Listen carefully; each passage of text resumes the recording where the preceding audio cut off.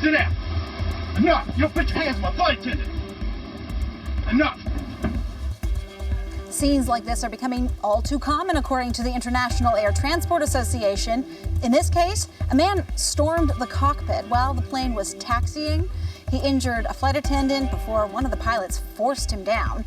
Those who work in the air travel industry say that air rage is a disturbing trend and that it's on the rise. Megan Batchelor's looking at the numbers on this for us. Megan, what can you tell us? Well, Sarah, airline etiquette, no doubt, is a talker. Everyone's got an opinion as to how people should behave on planes, but this study looked into those extreme circumstances. In this case, this was a flight from Toronto to New Delhi. The passenger bit a flight attendant. There's also stories of passengers who request that another passenger turn down their music. That then escalates to a situation, people reclining their seats, and that escalating.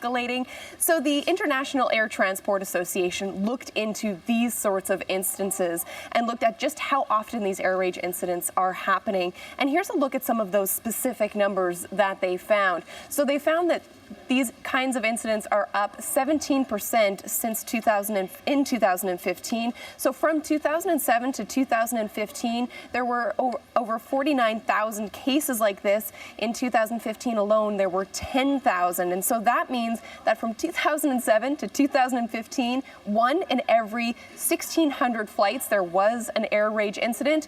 And in 2015 alone, that happened one in every 1,200 flights. And so normally when these sorts of incidents happen, flights are rerouted, and industry experts say that for an international flight, that can cost up to $200,000. And as far as why this is happening, well, take your pick. Experts cite having to fight for that overhead compartment, those shrinking seats, booze, and one study even suggests that the fact that passengers have to go through a first-class section first can put them in that weird headspace where just the littlest thing can set them off, and the instances of air rage are less when people board in the middle of the plane, those larger flights, of course, Sarah.